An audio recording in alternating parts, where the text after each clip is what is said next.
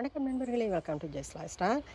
மொதல் வீடியோவில் வந்துட்டு நான் சில்லி செஞ்சிட்டு இருந்தேன் இல்லையா, அதாவது sambal paste, chilli paste sambal பேஸ்ட்டோ ஏதோ ஒரு பேஸ்ட்டுங்க.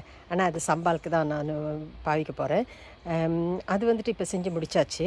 இது வந்துட்டு நான் அந்த ஷ்ரிம்ப் பேஸ்ட்டு சொன்னேன்ல, பிளாச்சான், அது மிக்ஸ் பண்ணியிருக்கேன். இதில் கொஞ்சோண்டு எடுத்து நான் தனியாக வச்சுட்டேன். அது வெஜிடேரியனு வெகன் சாப்பிட்றவங்களுக்கு அவங்களுக்காக சொல்லிட்டு கொஞ்சம் தனியாக எடுத்து வச்சுட்டேன். ஐயோ, இருமல் வருது, நில்லுங்க வர.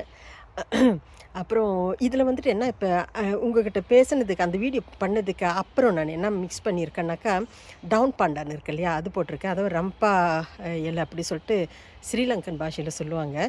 அது மிக்ஸ் பண்ணியிருக்கேன். கொஞ்சம் இன்னும் மனம் தரும் இதில் வந்துட்டு மிக்ஸ் பண்ணாக்கா. அதாங்க இப்போ பாருங்கள், இவ்வளோ சுண்டி வந்திருக்கு பாருங்களேன்.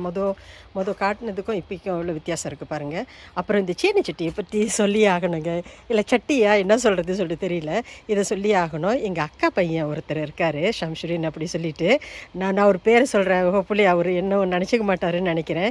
அவர் வந்துட்டு எனக்கு இது வாங்கி கொடுத்தாருங்க. ஐயோ, இது எனக்கு ரொம்ப உதவியாக இருக்குது. அவருக்கு அப்பயே நான் நன்றி சொல்லிட்டேன், அதுக்கப்புறமும் நான் நன்றி சொல்லியிருக்கேன். இப்போயும் திரும்ப நான் நன்றி சொல்லிக்கிறேன். ஏன்னா உதவி செஞ்சவங்களை நம்ம மறக்கக்கூடாது இல்லையா. நான் சொன்னேன், காசு எடுத்துக்கோ அப்படி சொல்லிட்டு.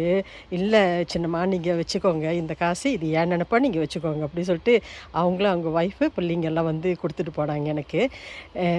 எனக்கு ரொம்ப சந்தோஷமாக இருக்குங்க. இன்னும் அந்த விலை இருக்குது இல்லையா, டேக், அது ஒன்றும் எடுக்காமல் வச்சுருக்கேன்.